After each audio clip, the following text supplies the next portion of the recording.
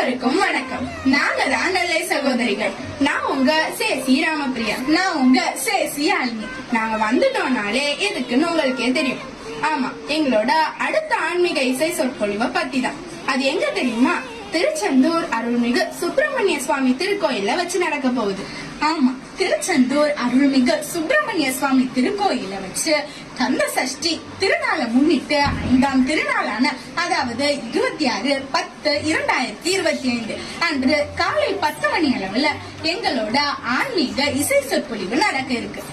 எங்களோட வளர்ச்சிக்கு காரணமான ஜித்து டிவி உரிமையாளரான இந்திரஜித் மாமா அவங்க எங்களோட எல்லா நிகழ்ச்சிகளையும் அவங்களோட டிவியான ஜித்து டிவில ஒளிபரப்பு பண்ணிட்டு வராங்க.